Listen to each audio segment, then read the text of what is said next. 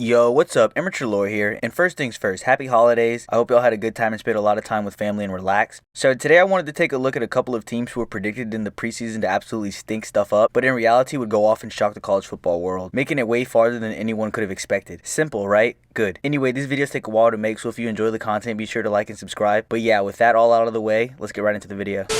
Alright, so for the first team in the video that I'm going to be talking about today, we're going to have to travel to Columbia. Unfortunately, not that Columbia, the other one. To talk about a team who I really think is super underrated because in my opinion, I don't really see too many college football pages on YouTube talking about them. Anyway, the team that I want to talk about first is the 2013 Missouri Tigers. When I was looking into this team, I was surprised to see how many outlets had this team being complete garbage in their preseason SEC outlooks, as most quote-unquote experts had the Missouri Tigers finishing second to last in the SEC East behind teams such as Georgia, South Carolina, Florida, Vanderbilt, and Tennessee. Boy, would they be extremely wrong. So let's dive right into some of the key theories on this team, and then we'll hop right into the season.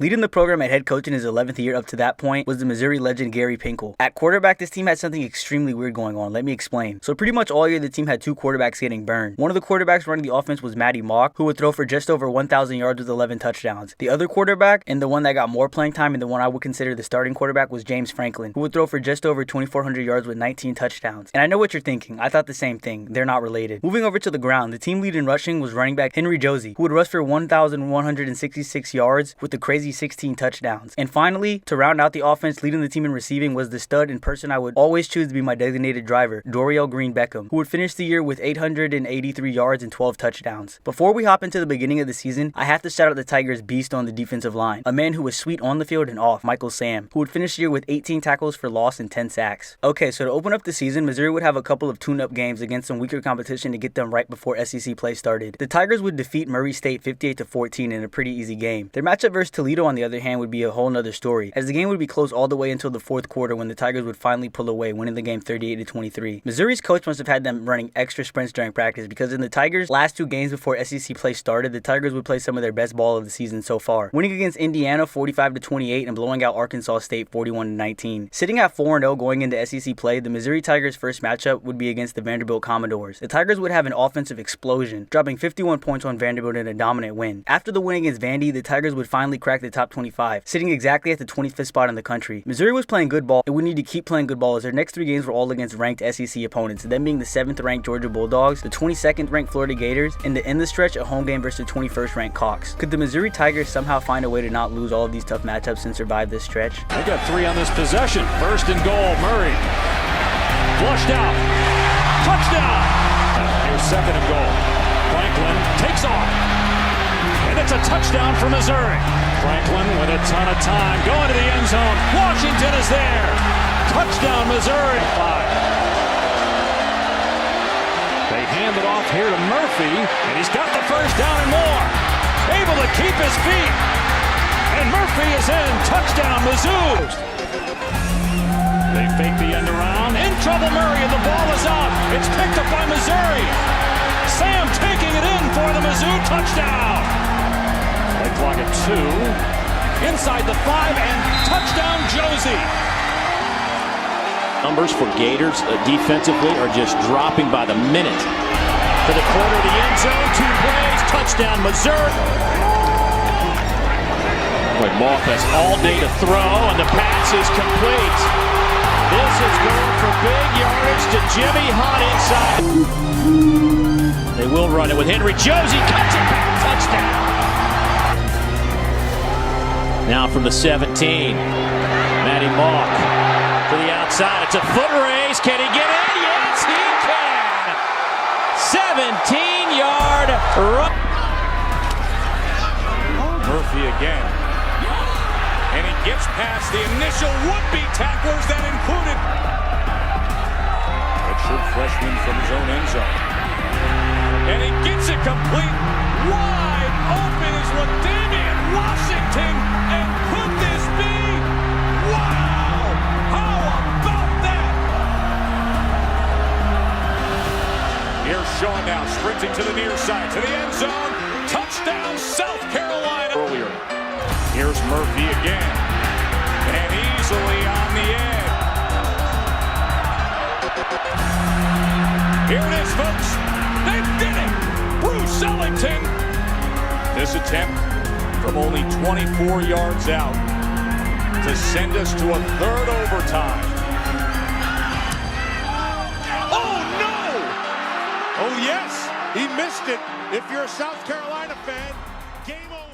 Missouri would go 2-1 through that tough stretch, winning against Georgia 41-26 in a pretty impressive all-around game from the Tigers. And to be honest, the game was never really close as the Tigers pretty much were in control of this game from the kickoff. After the win against the Bulldogs, the Tigers would carry that momentum over and do pretty much the exact same thing to my Florida Gators, beating them 36-17. The game versus Florida was a little bit closer, but once the fourth quarter hit, the Tigers would turn it up and run away with the game. And finally, to end this stretch, the Missouri Tigers would lose to the Cawks 27-24 in a double overtime thriller. But when you take a look at the game, you can clearly see that Missouri really let this one get away, as Missouri would be up 17-0 at one point during this game. And even after the Cawks came back, Missouri still had a chance to win, but couldn't put it away in overtime with a touchdown. And worst of all, they would choke the game away, missing a chip shot field goal. All in all, I would say this little stretch of SEC play was a success, as Missouri would be sitting pretty with a record of 7-1 and a ranking in the latest polls at the 9th spot in the country. You would think after that tough emotional loss to the Cawks that Missouri would start to unravel, but props to the Missouri coaching staff for the culture they built, because the Tigers would feed off that loss and bounce back twice as strong. As in their next two SEC matchups, the Missouri Tigers would dominate the Tennessee Volunteers 31-3 in a game that the Tigers pretty much controlled the entire time. After that dub, they would travel to Kentucky and blow them out 48-17 in a matchup that saw Kentucky dominating the time of possession but still getting vastly outplayed by the Missouri Tigers. 9-1 and still ranked just inside the top 10, the Tigers would be traveling to the 24th ranked Ole Miss Rebels for a big conference game that should have been competitive. The key word is should have, because in all reality, the game versus the Rebels would not be close at all. Missouri would dominate the Rebels 24-10. Major shout out to the Missouri defenses. They would bend all game but never break, keeping the Rebels out of the end zone when it really mattered. After the impressive win over Ole Miss, the 10-1 Missouri Tigers would be ranked outside the number 4 spot, sitting at the 5th spot in the entire country. Missouri was making serious noise in the college football world and would be one step closer to making a push for the BCS National Championship game with the win in their last regular season game of the season versus the 21st ranked Aggies, led by Johnny Manziel. Could the Tigers beat the Aggies and clinch the SEC East? We are looking live at Faurot Field in Columbia, Missouri.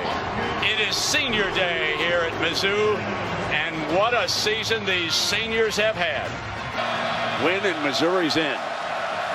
Lose and South Carolina's in. Short kickoff.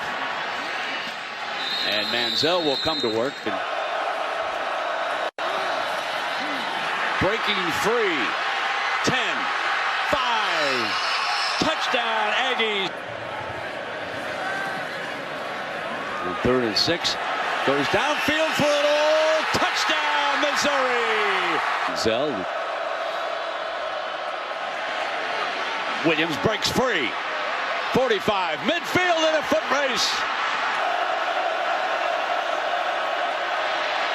Manziel hit on a release. End zone, touchdown, Texas A&M. 7-yard line here on this opening drive. Franklin going deep, end zone, caught to the 1-yard line. Murphy, touchdown. Missouri looking for its first lead. Throw, end zone, jump ball, pulled down, Washington incomplete, juggling as he went out of bounds. A side judge right there. Finish off a 98-yard drive. Molina checks in. There it is, 98 yards. Here's Josie, got the first down, breaks free, midfield, foot race for the end zone. 20, 10, hello, touchdown. Here's a handoff, Hansborough. He's got another first. Is it Auburn or is it Mizzou? Take your choice. They'll play next week for an SEC championship. Missouri would outduel the 21st ranked Texas A&M Aggies 28-21 in a game that saw the Tigers down early, but they would fight their way back to clutch up the win and clinch the SEC East and punch their ticket to the SEC championship game against the 3rd ranked Auburn Tigers. Now, before we hop into this game, we have to remember that this 2013 Auburn squad that Missouri was set to match up against was one of those teams of destiny, as this Auburn squad had won so many wild games this year. It just seemed like the universe was favoring them all season. Could the 11-1 5th ranked Missouri Tigers take down the 3rd ranked 11-1 Auburn Tigers in the SEC championship game and punch their ticket to the Natty, or would Missouri fall short to the Auburn Tigers 2013's team of destiny? The SEC Championship presented by Dr. Pepper. We are inside the Georgia Dome in downtown Atlanta, and we have black and gold, and we've got blue and orange. We have Tiger fans, and we have Tiger fans. Welcome to the SEC Championship presented by Dr. Pepper. The 11-1 Missouri Tigers against the 11-1 Auburn Tigers. The second half, and meanwhile it's Missouri. Cody Parkey get Copeland in motion. He's the speed back. Fake. Fumble. Missouri's got it. Somewhat notoriously missed from 24 against South Carolina. That one. Little trickeration. Marshall goes deep. Got a man. Caught. Become a factor. And Franklin will throw. Here comes the rush from Lawson into the end zone. Is that caught? Yes, it is. When after it was all said and done, LSU with 2 losses went from 7th to 2nd. Here's Sammy Coates. Downfield blocking. Coates at the 30. Grant is the running back. Marshall strolls in. And the fullback in motion. Marshall, quarterback draw. Nothing there. Another fumble. Picked up. E.J. Gaines. Touchdown. 28-20. 25 seconds to go. Deep. He's got him open. Dorial Green. Beckham. Missouri. Touchdown. 18-yard gain. Same play. Cameron Artis Payne. Touchdown. College in Kansas. 1 year there. 6-4 record. There's Josie. Big hole. Josie's in a foot race. Look at this. Henry Josie. Murphy is in. Comes wide right. Quarterback's goal. There you are. Franklin. Touchdown. Marshall. 4th and goal. No, should have called Mason. I don't know if he made it. He did not. Oh, no. Here comes the Gatorade bath.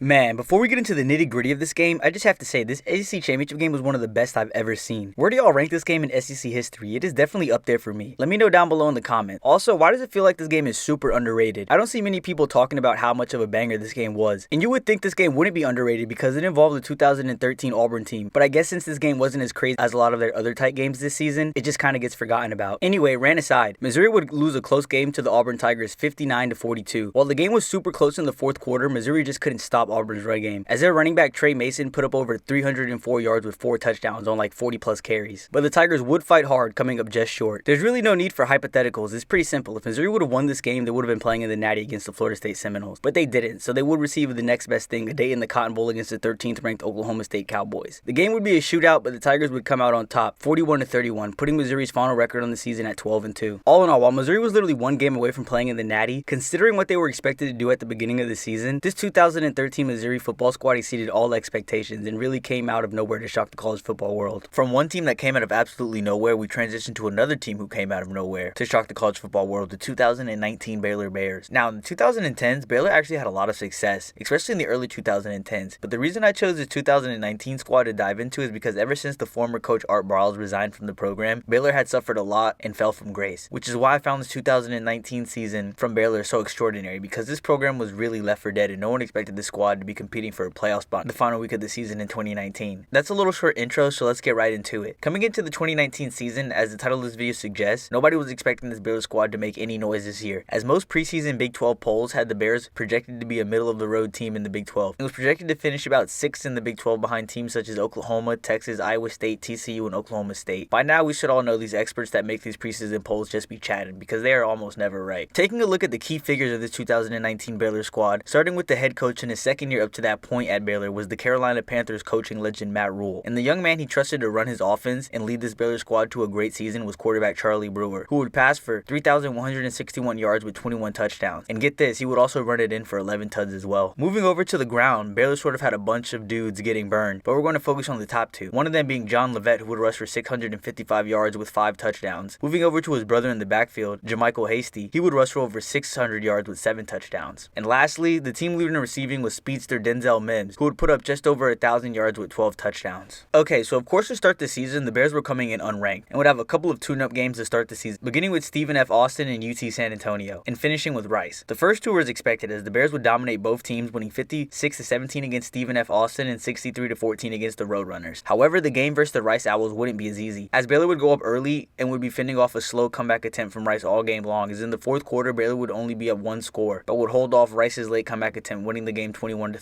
Baylor was 3-0, but realistically hadn't really played anybody, so not many people were taking notice of the special season that was brewing in Waco. After that stretch of easy games, Baylor was beginning conference play, and in their first matchup against the Iowa State Cyclones, Baylor would have their first nail-biter of many this year. 14, here's 3rd and 4. Purdy, a little shift.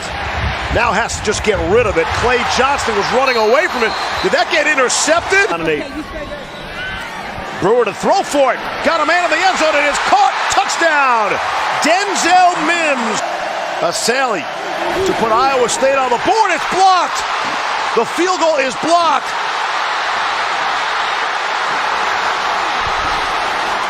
James Lynch looked like he blocked it. Brewer with some pressure. Looking Mims. Caught it. Start to follow him into the weight room. And everybody wants to be stronger and bigger and better looking in a t-shirt and in the end zone. At the Baylor 12.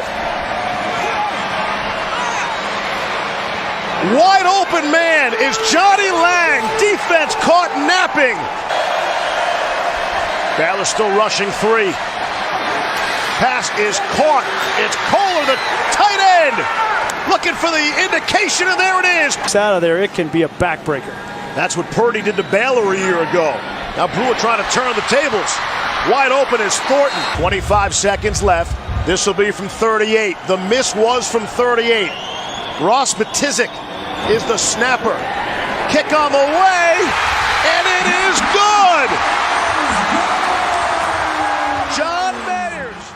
Baylor would win on a last-second field goal, 23-21 against Iowa State, but let's be real, there was no reason the Cyclones should have came back. The Bears were up by 20 going into the fourth quarter, but credit to Iowa State as they would fight their way back, making the game way more interesting than it really should have been. Also, shout out to the Baylor quarterback, Charlie Brewer. He played one hell of a game. After that anxiety-inducing game, Baylor would bounce back against the Kansas State Wildcats, winning pretty impressively 31-12. Now sitting at 5-0, Baylor was about to embark on one of their craziest stretches of the season. A 4-game stretch of conference games against Texas Tech, Oklahoma State, West Virginia, and TCU. And trust me, when I say this stretch was crazy, I mean it. These offenses are playing a lot faster now. Brewer again on the snake. No sign yet. Touchdown. From 20, and it's good. It's kept again. The push by Bullard, and it's a touchdown. Hasty to the end zone. Touchdown. Baylor wins in double overtime. He'll get back off the snide. Look at that read. It's Lovett. It is touchdown. Really throw this quick inside. Hubbard. Chuba good. This is Tech. There's Hasty. Jermichael. Look right now. Boy, you got to get the ball out. Here goes Brewer. Touchdown. I think you had a sure first down. Well, now you're out of timeouts. Yep. And one first down and this thing is over. Jermichael Hasty. He may see to it with an exclamation point. Wow. Jermichael. Oh, myself, you know. Milk that one for all it's worth. Austin Kendall has separation from a receiver, and it's caught by George Campbell. They're an extra point away from Quarterback's willing to do it. Everybody's got to do it. on the fake, on the slant. It's Denzel Mims. The coaches' kids are out there. They're getting the team hyped. What a difference one drive makes. Here comes a long return. West Virginia's got an opportunity. Could this be the big play they were looking for? The best in the country in blocking kicks. Casey Lang showing up on cue. And it's Brewer keeping it to the outside. Brewer lays the shoulder, dive. 3rd and goal. Lanalua puts his head down. Brewer, throw over the middle, caught. Mims, touchdown. That Baylor likes. They throw the fade and caught. This is in the slot. The game. Duggan, throw to the end zone, incomplete.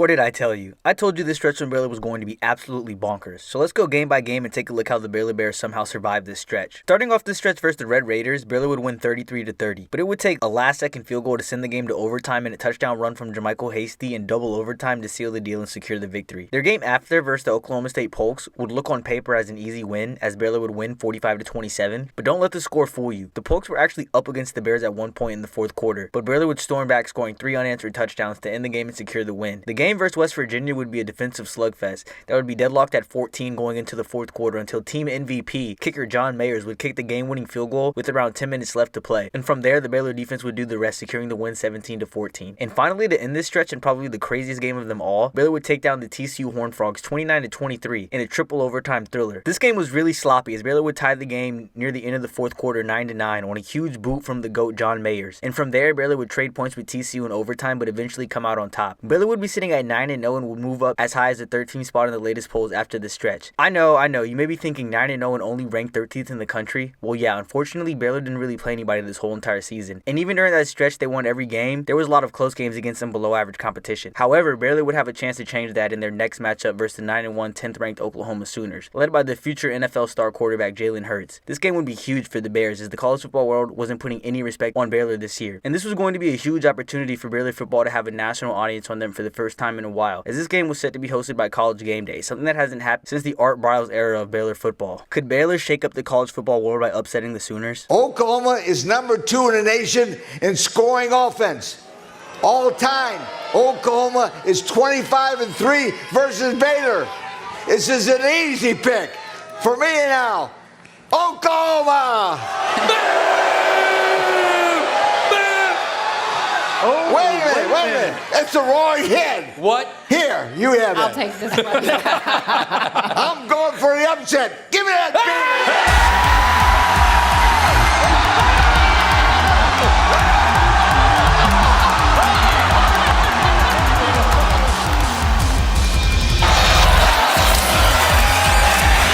Puppets to Lovett in the flat. He's got space and the first down. A much more barreling down. Aim on first and goal. Brewer going to keep it. And he scores standing 30. Play action again. Brewer takes it downfield. Shot. Mims has got it. Touch. Chasing it down from behind. Hurts is chased. Did he escape? Ball to the ground. It's a scrum. Baylor. Blake Lynch. It's a big series here for OU. Brewer keeping straight ahead. Scores for us. There's third down as Baylor crowds the line. Hurts has time though. Steps up. It's a long throw into traffic and it's intercepted. Picked off by Braylon Arnold. Arnold down the sideline. Can he beat Hurts? No. The quarterback gets out. Not by the Bears tonight. Brewer from the pocket. Fires for the end zone. Touchdown. Hurts has time. Zips it. Touchdown. And Hurts was looking to run. Now tries to fire in the end zone. Caught. Touchdown. Jermichael Hasty is the back. He's got the football. And he breaks free. Hasty. Center step. Loses it. Ball is out. And Oklahoma finally has a takeaway. For defense. It's a first down throw instead. And the catch is made by Weiss, who spins it free and is going to score. Hurts rolls, looks for the end zone. Touchdown. Wide. No problem for the freshman. Still perfect on third down. He does look to that left side near the Oklahoma 32-yard line. Mims still alive on the catch. Makes a move and stopped at the back in coverage. Will almost bobbled the snap. Now fires, and this one is intercepted. Given a second chance, Bonito makes the pick, and a takeaway of all things is going to seal a massive comeback victory for Oklahoma. I remember watching this game live, and after the first half, I was like, wow, Baylor really pulled it off. I know the score was like only 31-10, but the Baylors looked so good against the Sooners during the first 30 minutes of this ball game. I thought there was absolutely no chance that the Sooners would come back. But as we all know, Baylor would just get outplayed, outcoached, out everything once the second half hit, as Baylor would lay an egg, putting up 0 points for the rest of the matchup. But on the other hand, the Sooners would turn it up, scoring 24 unanswered points. The craziest part of all this to me is that Baylor still could have won the game, as they were driving the ball late with authority, but would throw a last-second pick to end the game, with the final score being Baylor Baylor 31, Oklahoma 34. The loss was extremely tough. How could it not be? Victory was right there. But credit to the Baylor coaching staff, because with the Bears sitting at 9-1 with 2 games left on the season, that loss to the Sooners could have zapped all the momentum. But Baylor would bounce back, ending their season on a 2-game winning streak with wins against Texas 24-10 and a 61-6 rout of the poor Kansas Jayhawks. To end the regular season, Baylor would be sitting at 11-1 and ranked at the 7th spot in the latest polls. Baylor would fight hard to keep their season on track after the collapse against the Sooners and would be rewarded. What was their reward, you ask? A rematch versus 6th-ranked 11-1 Oklahoma Sooners in the Big 12 championship game. Not only would Baylor have a chance for sweet revenge, they would also be a virtual lock for the college football playoffs with a win against Oklahoma. Could Baylor exercise their demons from their earlier matchup with the Sooners, or would Baylor fall short once again? Pulled out the victory at Baylor with his legs. He carried 27 times. He handed it off here. After a fast start, a stagnant offense lately for Oklahoma, and that continues as Jalen Hurts throws an interception. 23 yards of offense. If they can get into the locker room within 4, that's a win for Baylor. They want more than that. To the end zone. Touchdown, Baylor Bears. Try to reclaim the lead. They bring pressure. Does Phil Snow. Hurts to the end zone, and it is caught. Scrimmage. Zeno. Nifty throw and a catch. Tristan Ebner off to the races. Tristan Ebner to the end zone. True freshman Jacob Zeno just entered the game. Showing off a strong arm, and he's on target again. It's Chris Platt. The kind of performance you put your name in the books forever. On the run, he throws to Tyler Wetzel, the holder. The kick is good, with excellent passes around him, obviously. Ramondre Stevenson, a touchdown. He's trying to make it tough for Jacob Zeno. Under pressure again, and planted. Back at the 30. Even though Baylor would lose 30-23 to the Oklahoma Sooners in overtime, the Baylor Bears fought so damn hard. They literally had to play 3 different quarterbacks this game, and they somehow managed to keep the game close, and they even fought their way back late to bring the game into overtime. But in the end, the Sooners would just have much more talent. Don't let this loss take away from Baylor's amazing season, as they would be 11-2 and set to play in the All-State Sugar Bowl against Georgia. Sadly, they would lose a hard-fought battle, ending their season at 11-3. But coming into the season, Baylor literally had no expectations. So to pull off an 11-win season out of nowhere, and to actually be one of the few teams in playoff contention all year, I think the Baylor faithful were pretty happy with this season overall. Okay, so for the final team that came out of nowhere that I want to talk about for this video, we don't have to travel far as we're staying in the same conference and the same state to talk about the 2022 TCU Horned Frogs. This TCU squad might be one of the most random teams in the history of college football, because I don't think anybody could have predicted how good they would have been this year. And it wasn't like they had a schedule like the 2007 Kansas Jayhawks. Get this, their SOS or strength of schedule was ranked 4th in the country, which is just insane. So all that talk about the squad being lucky and all that is just chat, because this team earned everything they got this season. I've been yapping a lot about how weird this TCU squad was from my perspective, so let's take a look at what the experts thought of the squad coming into the 2022 season. So coming into the year, TCU wasn't getting any looks, as we already know, as the Big 12 media over at Big12Sports.com would have TCU finishing 7th in the Big 12 preseason predictions behind teams such as Iowa State, Oklahoma, Oklahoma State, Kansas State, Texas, and Baylor. But like so far with every team in this video, these experts don't know shit. So let's take a look at some of the key figures of part of this squad that would shock the college football world. Starting at head coach in his first year with the Horned Frogs, replacing the legendary Gary Patterson, we have Sonny Dykes. Also comment down below where you rank Sonny Dykes first season all time compared to the other great first seasons for coaches. Moving over to the heart and soul of this TCU squad, in my opinion, we have the quarterback Max Duggan, who would pass for over 3,600 yards with 40 total touchdowns. Moving over to the running back position, the team lead in rushing was held by Keandre Miller, who would finish the season with just shy of 1,400 yards with 17 touchdowns. And finally, leading the receiving core, we have the dude who I thought was a bust in the NFL, but he has changed my mind over time, Quentin Johnson, who would finish the year with just over 1,000 receiving yards with 6 touchdowns. Starting the 2022 season, the TCU Horned Frogs would open up with a couple of tune-up games versus Colorado and Tarleton. As expected, TCU would win both of their matchups pretty easily, as they just had more talent, winning 38-13 against the Colorado Buffs and 59-17 against Tarleton. Now sitting at 2-0, TCU had a huge matchup next versus their head coach's old football team, the SMU Mustangs. The game would be really close, as the score would be 28-21 going into the 4th quarter, but TCU would turn it up, led by their nasty rushing attack, running away with the game in the 4th quarter, beating SMU 42-34. Sitting at 3-0 and still not getting much respect yet, TCU was set to start Big 12 play with an extremely brutal stretch of games versus all-ranked teams. More specifically, a 4-game stretch versus conference foes such as 18th-ranked Oklahoma, 19th-ranked Kansas, the 8th-ranked Oklahoma State Polks, and finally to end the stretch, a home game versus 17th-ranked Kansas State Wildcats. Could TCU come out in one piece through this gruesome stretch of football? It's an intricate grading system for some of these QB transfers. We'll talk about that later. Duggan wide open, room service caught by Barber. is off. Touchdown. First down and 10. Used to play the position, right? Yeah, a little bit. Duggan, quarterbacking, taking off. Duggan with his legs.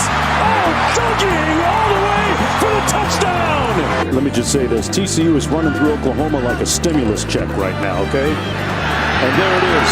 Duggan touch. Sevion Morrison in motion. He got a big run in the first half. It's Bean to throw, and that's a wide open. Miller's a tailback. Duggan's going to throw it. Now he's going to run. Duggan, touchdown. Johnston, window dressing as well. Duggan throws it for the end zone. 1-5 for Kansas. Standing tall. He throws it complete for Arnold. Very early. Sanders, quarterback draw. Sanders, touchdown. Andre Miller lowers his head. Mercado gave it to Duggan. They have a receiver open. Another floating throw. It got to Wiley, and he got to the end. After the fade, Duggan has a man open. It's Johnston for the touchdown. Tie it with the touchdown and the extra point. Richardson upended. He got in. Season is 43 from 52. He got a lot of it. Wow. And he made it with shot and hit. So they give it to Miller. Touchdown! Stayed on the 1-yard line. And they're going to try it again. Got a little push. Little push. That was Giddens. Getting wider. You need to get wider if you're going to. Lofted it. Caught it. Touchdown. Johnston in motion. It's Miller. Got it. Miller. Oh. Touchdown. Yeah. Nice. At least they came out of that cover, too, so now they can defend the run. Looking for Johnston now. Speaking of big plays, he's got it. And it's a touchdown. Miller. Touchdown. I'm not going to lie, during the 2022 season, I didn't watch that many TCU games. I caught a few here and there, so going back and rewatching these highlights, especially during this stretch, I was so impressed at how fast and good this squad looked. They definitely passed my eye test. But let's take a look at how they did during this stretch of play. Against the Sooners, there really wasn't much to talk about as TCU played some good all-around football in a dominant win 55-24 against Oklahoma. The next game versus Kansas wasn't as easy as it would be a tight game the whole way through. As in the first half, it would be tight and low scoring, but once the second half hit, both teams would open up their playbooks totaling 56 combined points in the second half. While the game was a shootout, TCU would do just enough to win the game 38-31. After the Kansas game, TCU would have their biggest test of the season so far against the 8th ranked Oklahoma State Pokes. This game was a banger that would see TCU down early and fighting their way back the entire game. TCU would drive down the field late in the fourth quarter to tie the game and send it into overtime. One overtime wouldn't be enough as it would take two, but the Pokes would kick a field goal while TCU would punch it in the end zone, winning the game in double overtime 43-40. Finally, to end this gauntlet of conference games, TCU would defeat Kansas State 38-28. In a game that was scary early on as the Horned Frogs would be down as much as 28-10 at one point during the game, but the Horned Frogs would storm back, scoring 28 unanswered points to win the game. After this grueling stretch of conference play, TCU would be sitting at 7-0 and would move up in the polls to the 7th spot. TCU was starting to gain eyes on them from across the country and really starting to make the college football world pay attention to this Horned Frogs squad. But I would also say a lot of the critics were writing this team off because of how many close games they played. TCU would tune the noise out and win their next two Big 12 games against West Virginia and Texas Tech. Both of these games would be close, but TCU would come out on top in both matchups, winning 41-31 against West Virginia and a 34-24 win against the Texas Tech Red Raiders. TCU was now sitting at 9-0 and ranked at the 4th spot in the latest polls. Their next matchup would be a crucial one against the 18th ranked Texas Longhorns. This game was a defensive battle that would see TCU only up 10-3 going into the fourth quarter. But after a 9-play, 80-yard drive, TCU would go up 2 scores and hold on to win 17-10 against Texas. TCU was all but a virtual lock for the Big 12 championship game. But with how little respect the college football committee was giving the Horned Frogs, there still wasn't really much room for error if they wanted to make the college football playoffs. And TCU would almost slip up on the road in Waco against the 6-4 Baylor Bears. TCU would be down 8 late in the fourth quarter. Could TCU clutch up and come from behind to win? Couple of them attached to the formation. It's play action. Shaping to throw to the end zone. You're right. Sims the tight end in motion. Shaping. Quick throw. Monterey Baldwin. Right down the middle. There he goes. Monterey Baldwin inside. Right back to the ground. Play offense. Duggan looking for an open man. Throws it near side. And a beautiful. Max Duggan unleashes down the middle. It's TCU. DeMercado hops and runs. Moment. 2 for the tie. And it's dropped. Secondary. Duggan lets it rip down the middle. That's right. Duggan runs for it. Has the first down. And he... 3rd down, another run. DeMercado. Gonna get on the field. Yeah, he got a hustle here. A run. And now it's a total scramble. Emergency mode for the unbeaten Horned Frogs. Hypno-toad in a hurry. Griffin Kell for the win. TCU is undefeated still. Wow! Unreal! The Horned Frogs were straight up clutch late in the 4th quarter. And also major shout out to Max Duggan. Bro was ballin'. Watching him drive TCU down the field twice late in the clutch gave me chills. I'm sure the TCU faithful would have preferred a less anxiety-inducing win, but a win's a win, right? After the crazy 29-28 win against Baylor, TCU would make sure their next game wasn't as close, as they would easily handle Iowa State 62-14. TCU would end the regular season 12-0 and would be ranked 3rd in the country going into their Big 12 championship game matchup against the 10th ranked Kansas State Wildcats. This game really wouldn't affect TCU's playoff chances much, so I'm going to skip only because this video is already pushing like 40 minutes. But TCU would fall just short to Kansas State in the Big 12 championship game 31-28. And even though Max Duggan was crying at the end of the game, TCU would still be playing in the playoffs. More specifically, they had the unfortunate task of facing a pretty damn good Michigan Wolverine team in the college football semifinal at the Verbo Fiesta Bowl. Coming into the game, nobody was giving TCU a shot to beat the powerhouse Michigan squad that just came off beating the Ohio State Buckeyes. TCU would have to play out of their minds if they wanted to hang with the so-called big boys. And that's just exactly what this 2022 TCU squad would do. TCU won the toss and deferred. Michigan will receive. Luke Laminagan, very highly recruited. He was a 5-star recruit. He hands it off. They break one straight up the middle. Donovan Edwards might go. They wrestle him down. Confused on what they wanted to do here with their formation. And it's Philly special, their version of it. Loveland broke a tackle, but he's in trouble. Colston Loveland, stop back. First TCU player to ever win that award. J.J. McCarthy throws, and it's intercepted. Picked off and being brought back for a touchdown by Bud Clark. Ball quickly for 3rd and a short 2. Play fake. Darius Davis. Quentin Johnston, the motion man. Here's Duggan. Touchdown. 3rd down and 4. They're crowding the line of scrimmage, and they drop. He's completed his last 4. And it's not 5. In fact, it's intercepted. Give a piece of the puzzle here. Play fake. They want to go deep after the takeaway, and they do go deep. Roman Wilson. In the year, they get quickly over the ball. J.J. McCarthy handed it to Mullings. There's a flag down, and the ball is out. TCU thinks they have it. A lot going on. DeMercado, the running back. He stays in to pick up a blitz. Duggan got hit, still got it off. Tay Barber. Play fake to Edwards. Deep throw, and it is caught. McCarthy, quick throw, and a pressure. Picked up nicely by DeMercado. And the pass is intercepted. Deflected and picked off by Mike Sainristel. For COVID, he went down to IMG Academy in Florida. Got him. He's a flea flicker, wide open. Blew up his knee at the beginning of last season. Didn't play in the college football playoff. Duggan stepped away from a rush. Going deep for Johnston. He hauls it in. Been one of the best in the country at preventing touchdowns. DeMercado, touchdown. In this one. McCarthy incomplete and picked off. Intercepted by D. Winters. And a touchdown. Bell went in motion. Design run for McCarthy. J.J. McCarthy. Pressure from both ends. They run past it again. DeMercado off to the races. They do have an angle. And they knock it.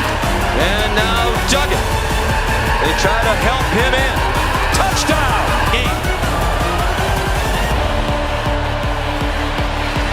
DeMercado ahead. The ball's out. No.